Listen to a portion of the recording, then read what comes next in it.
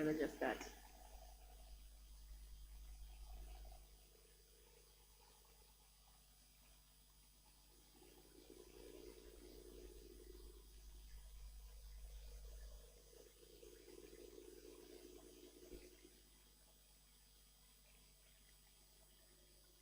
Okay, firstly, I think what I'm going to do for you is probably create like an illustration of what this motion looks like.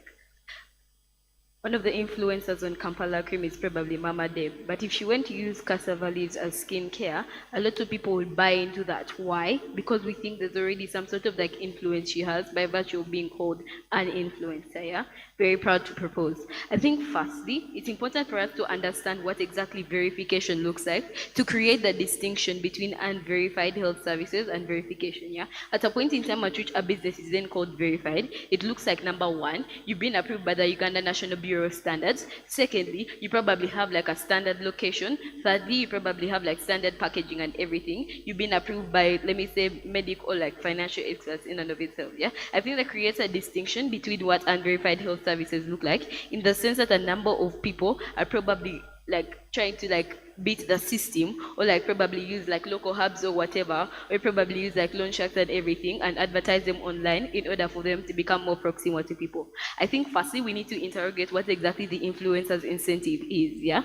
The money that someone gets from advertising is directly linked to how much they sell. That is to say, probably you get commission on how many people buy the product after you've advertised it online. The extent to which you then are going to be able to get that money is through things, first of all, like number one, limiting the interrogation that you have for these things. No, so you have like very little incentive to check whether or not these products are harmful. But even secondly, you dramatize the uses or like the efficiency of that thing, yeah? Why exactly is that then bad? I'm going to incorporate it with like after the characterization of like advertising and everything, yeah?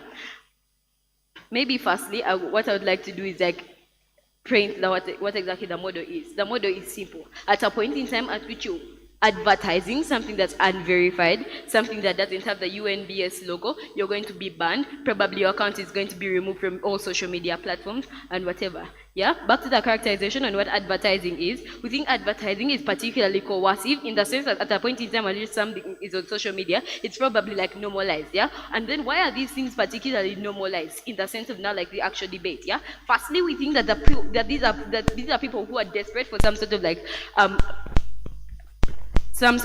profit and everything. That is to say, they're unwilling to trade off things like money for like the whole vetting process in order for you to get the direct like and very urgent like fund and everything. We think the reason as to why that characterization is important is then it shows you how little incentive people actually have to take care of these things, yeah? We think the reason as to why that's then bad is because even after someone is coerced into like probably buying this thing, the harm is firstly irreversible in the sense that you have even very little incentive to interrogate the harms, since it's probably something on social media that was normalized, like, oh, Mama Deb is using it, might as well use it. You have very little incentive to check, yeah? But I think secondly, as I end, yeah, probably the impact that you get from that is that in a world that opposition lives in, you have a very irreversible harm in the sense that now you are unable to get some sort of like benefit or even interrogate what exactly the harm is or what the product is in the very first place. I beg to submit.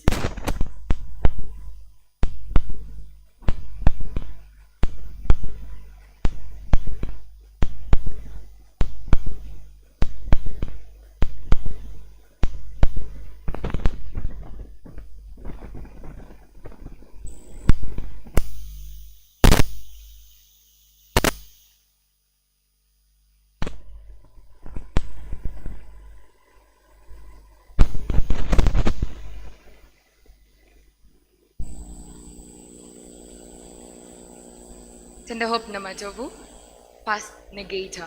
So today's resolution states, this House, as UCC, would ban influencers from advertising unverified health and financial services online. Dear panel, we as the negator side agree with how the proposals today have explained this motion, but we strongly do not accept that these influencers should advertise should be banned from advertising unverified health and financial services online. Ladies and gentlemen, we come with information from everydayhealth.com, which says that researchers examined about 1,000 posts from social media influencers with a combined total of more than 194 million followers that touted the benefits of these various types of medical tests one can get without seeing their doctor first. We have things like full body MRI, full body MRI scans, genetic testing to identify early signs of cancers,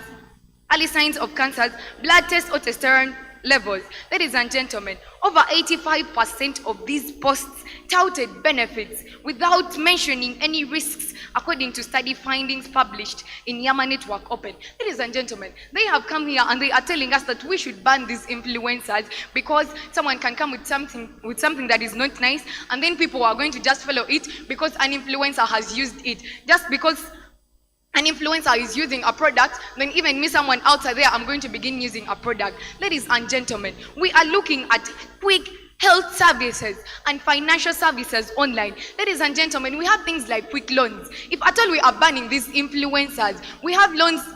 We have apps in Uganda that are giving us quick loans. You are going to get an emergency and you quickly need a loan. You are not going to get time to go anywhere else, but you can easily get your phone, dial in whatever you're going to dial in, and then you are going to get this loan. Ladies and gentlemen, we as the negators today strongly believe that these influencers should not be banned because they are doing a lot in our societies. Ladies and gentlemen, when it comes to the health services, ladies and gentlemen, we are having issues like you get an emergency and you quickly need the solution to that emergency. Ladies and gentlemen, how again are you going to begin looking for verified, yet you can just dial in? We have apps like My Doctor. You're just going to go and be like, doctor, I am having headache. What is the solution? Doctor is going to tell you, take water. Ladies and gentlemen, we strongly believe that these influencers should not be banned. Instead, the UCC should actively regulate influencers who promote unverified health and financial services by ensuring their disclosed sponsored content, verifying their qualification, and taking action against misleading or false advertising. Ladies and gentlemen, as I conclude, we as the negatives come with an alternative of quickening the verification process of these services. And lastly, allow me end with our lines of argument that my second speaker is going to come and verify. 1. Freedom of expression. 2. Right to have information by consumers. 3. Speed and efficiency. This comes to the financial services. Ladies and gentlemen, thank you so much.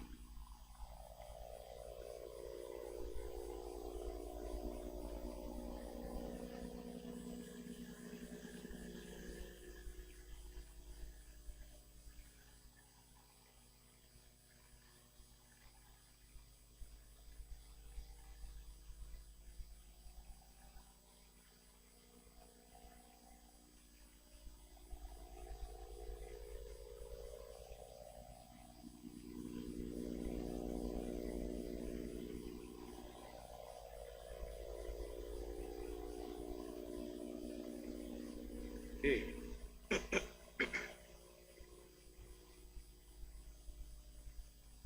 I'll begin on my next slide.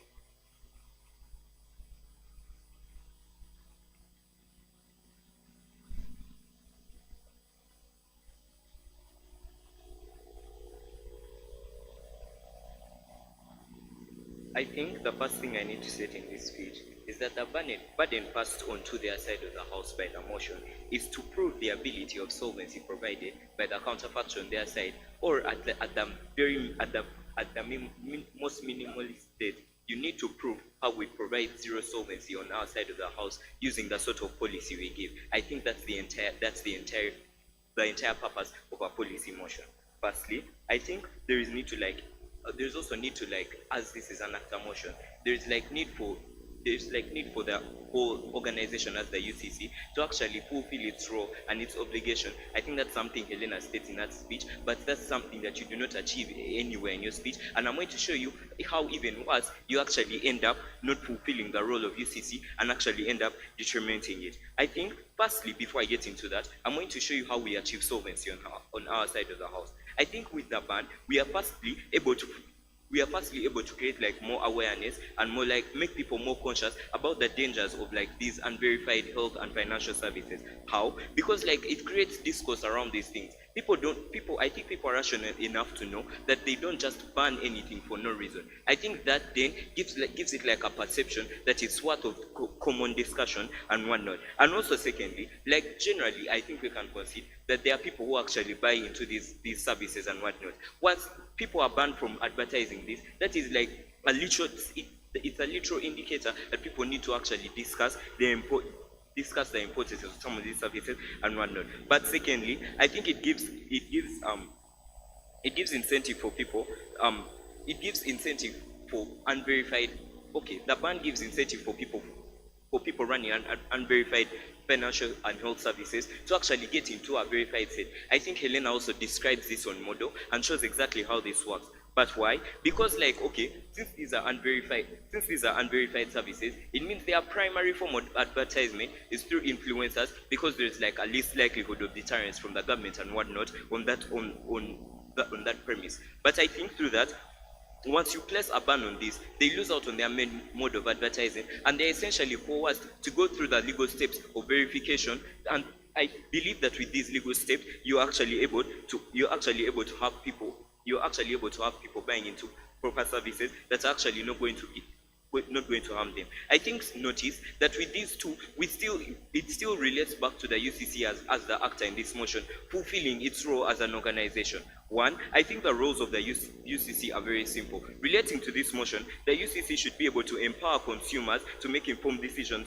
and it's literally an objective, to protect consumers, but thirdly, prevent misinformation and disinformation. By doing all this, we achieve solvency and still tie back into the roles of the UCC by empowering consumers to actually make informed choices that are created through the discourse around this, and we protect consumers because Helena tells you in her speech that there's a presence of an irreversible harm that is actually existing on your side of the house.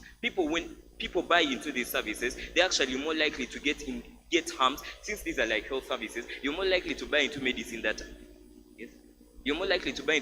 actually not good for your health. I think on comparative, they lose out on this debate.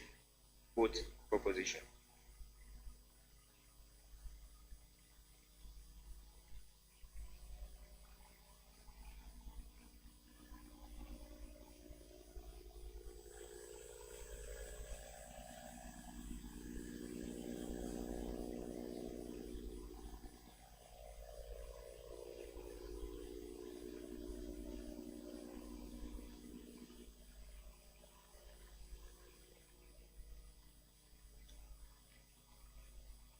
Chair, I'll start with a simple scenario. Uncle Mark, very popular influencer, falls terribly ill with a cough or probably chest pain, and his mom gives him a remedy of blended mango leaves. It works for him, very effective, without him visiting the hospital. His child falls sick, and he gives his child this very remedy, and it works for the child effectively without him going to the hospital. Then he comes on his X page and he tweets, "Hey, mango leaves are very effective when you have chest pain." This is what we as team opposition are looking at. Now, traditional medicines which have proved to be quite effective in today's society. We have to consider them. Now, we can look at COVID-X drug during the COVID-19 saga. This drug went into circulation even before it was verified. People knew about this drug before it was verified. Why? Verification takes long. The problem here is not the influencers. The problem here is the time span it takes to verify these drugs. So how long are we supposed to wait before we can start utilizing these drugs, which prove to be effective when we are using them? How long should these influencers take before they start promoting or advertising these drugs, which they tested according to them and they prove that these drugs are effective? For example, I drag you back to the COVID-X drug. During the COVID-19 saga, this drug was used, it was proved and used by people, I think 12 months before it was officially accepted by the Uganda Drug Authority. Now, ladies and gentlemen, the issue here is the time period it takes for the Uganda National Bureau of Standards to verify the authenticity of these drugs. Now, we look at these influencers. Now, when you ban these influencers from advertising the unverified services, which are health and financial, you are encroaching on their rights like freedom of speech. The Article 19 of the Universal Declaration of Human Rights gives them freedom of speech. Article 29 of the Uganda Constitution does the same thing. They have freedom of speech to advertise the content they feel is but is of use to human consumption. Now let's look at the financial side of this resolution. Now, we look at the speed and efficiency with which people can access loans from the unverified financial services compared to the verified financial services. It will take you a span of 2 to 3 months to get a good loan of around 20 million from a bank. However, when you go to services which are unverified online, you can get a loan in less than 48 hours. Now, you expect people to actually wait 2 months to get a loan which they need the following day. This is why we are saying the influencers should be left with the right to advertise these unverified medical and financial services as long as they are of no harm. As long as these services are of no harm, we should allow these influencers to advertise them. Then we should focus more on quickening the verification process, because it takes a span of 2 to 3 years for drugs and different services to be verified by the concerned body. Rest my case.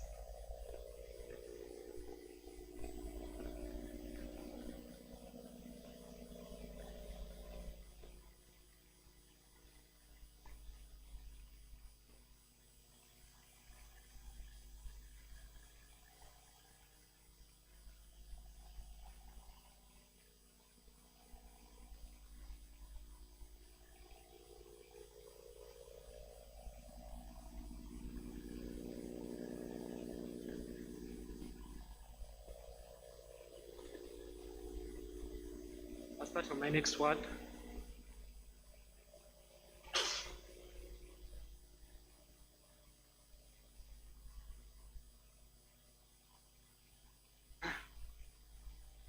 Okay. Dr. Ashraf caused 700 people to lose 500,000 shillings each when he scammed them for medicine that washes your blood and cures AIDS. We think in a world whereby there's potential loss of lives, we cannot be talking about the pragmatics that opposition has. How to propose? Question number 1. If the drug is so successful, why not verify it? This is their answer. They say it's very time conscious. That's silly, because you can simply just weigh the amount of time lost in verification to the potential income you're likely to get from it. Because if it's so successful, people are likely to buy it. They're likely to get a lot of money. Why would you care if you're wasting a lot of time on verification? The much more likely reason is because it's fake. It's because it doesn't solve the problem that is put to solve in of itself, right? I think second chart I want to have that this house root motion. The purpose of policy motions is to solve existing problems within status quo. By virtue of the motion, it fears that a problem exists. Why is this important? It's important because it shows you this debate cannot be about whether unverified health programs or unverified financial services online are good or bad. There's an existing problem that only Helena frames within this debate. I think the biggest push to only solvency is regulation. Why doesn't regulation work? Firstly, the level of deterrence is less. Here's why. It doesn't attack the reasons as to why influencers advertise these things. Secondly, it's not as radical. Why is banning comparatively much more radical? One, it hurts influencers where it hurts most. How? You're probably going to lose your account when you're caught advertising things that are unverified. Why is this bad for an influencer? You're losing money. You're losing popularity. These are things that top the hierarchy of priorities for you as an influencer. Why is this important? Actor motion here. You fulfill your obligation as UCC because there are less unverified health programs and financial services being advertised or being consumed, not on weighing why this is an exclusive harm to only opposition. Firstly, what Helena explains to you is that influencers have a lot of preference shaping power.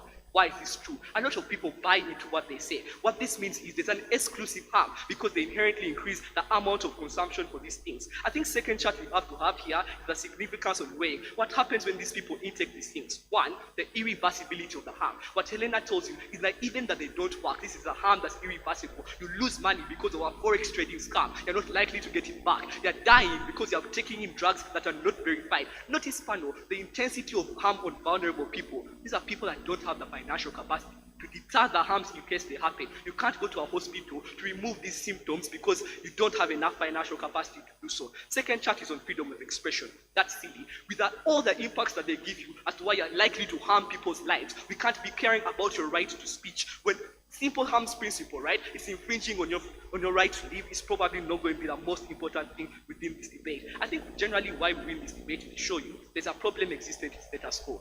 Unverified health programs are likely to be bad because you can't just say they aren't bad because people are time conscious or because they're spending a lot of money to do so. The opportunity cost of just spending that time, they're likely to get much more profit from it in the long run. They're proud to propose.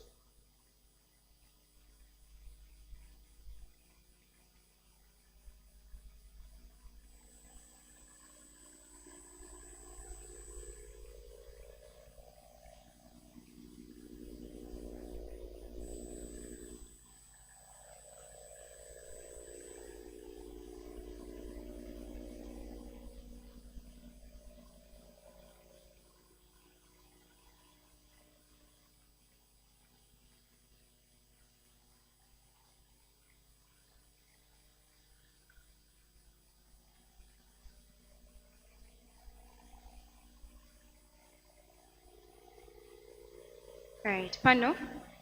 This house, as UCC, would ban influencers from advertising unverified health and financial services online. Resolve Team Negative. Ladies and gentlemen, today as Team Negative, we come to prove that indeed these influencers should not be banned. Or in case we have given other alternatives as Team Negatives, as in quicken the verification process, because it takes a long time for these things to be verified, ladies and gentlemen. If they are verified very fast, it means that they are going to be used by the society. They are not going to be harmful to the society and to the people who are using them outside. Then, ladies and gentlemen, we come and look at the right to freedom and speech as they counteracted us, ladies and gentlemen. But according to the Act 19 of the Universal Declaration of Human Rights and Article 29 of Uganda's constitution, ladies and gentlemen, we look at if we ban these influencers, we are going to encroach on their right to freedom of speech, ladies and gentlemen, and freedom of expression. These people are bringing up different ideas. They are bringing up different solutions to the society which have not been able to go under verification process. As Team Negative, we are bringing to you a solution that we are going to quicken the verification process in a way that if an influencer brings out something outside, then they should verify. The people in charge should verify it as quickly as possible, ladies and gentlemen. Then banning is not effective, ladies and gentlemen, because at the end of the day, an influencer is going to be removed from one account and the same influencer is going to go and create another account, ladies and gentlemen. Meaning, even after that, even if you have banned this influencer, ladies and gentlemen, you have only banned the account, but a person is going to go and open up another account and is also going to. The only solution to this is enhance or increase the verification process. Our speaker gave you scenarios, like for instance, the COVID drug, which was used even before it was verified, ladies and gentlemen. It was pronounced useful and it was pronounced beneficial because it had some implication on human life in a crisis, ladies and gentlemen. Now we are looking at a crisis whereby people do not have a solution immediately. People are lacking a solution. We are looking at financial loads, ladies and gentlemen, whereby I have a child at home who is ill and I am poor. I do not have money. I am going to go to the nearest loan, those apps, and I get from influencers and I get a loan, ladies and gentlemen. It is solving my problem currently, rather than verification that is going to take a long time, and in the due process, I'm either going to lose my life or I'm going to lose the next people close to me, ladies and gentlemen. As Team Affirmative, we come and give you this as an alternative because we believe it is better and it is more efficient, because after that information has been given to the public, those people necessary for the verification are going to come out and tell, you know what, this one is useful, add. And instead of banning, ladies and gentlemen, we should look at maybe teaching them, making them aware, making them know that this and this is wrong. Maybe the reason to why they ban this thing, to why they give information, is because they are ignorant. But we are giving them a solution that we are going to teach them, we are going to educate them about what is right. Oh, thank you.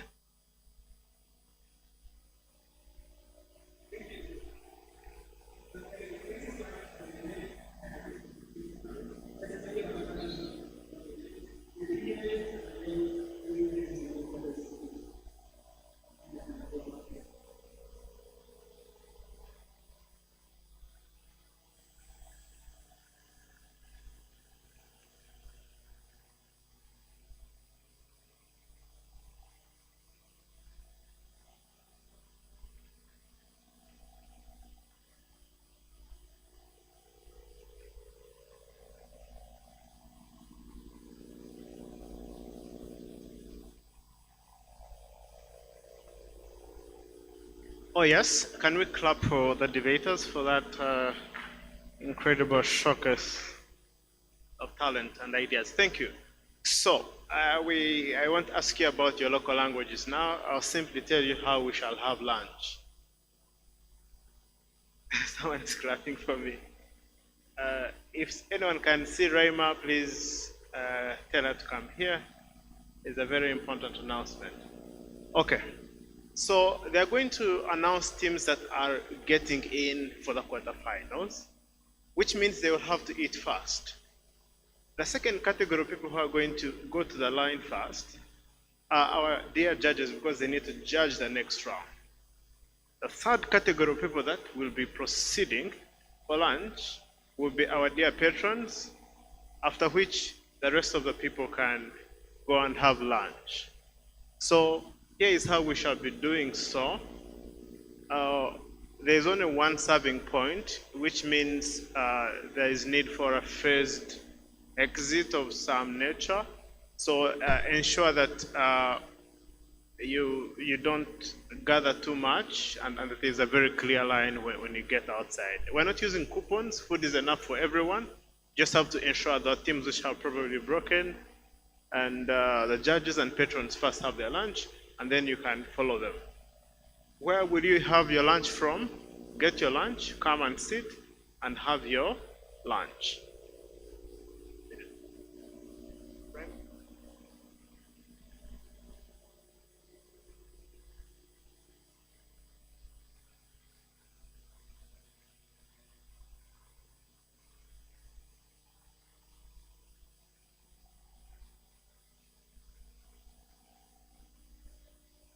Okay, so which means there is no student is, we need the students who have broken to go first. I'm going to request the patrons to get to the line first. Our dear judges, I'm told it's in 3 to 5 minutes, and those who have broken have to be going first. So our dear patrons, you could make your way, and our dear judges as well, please also make haste, and we'll make announcements for breaks at once, and then we can head out for lunch. Our dear judges and our dear patrons, just over there, then we make this quick.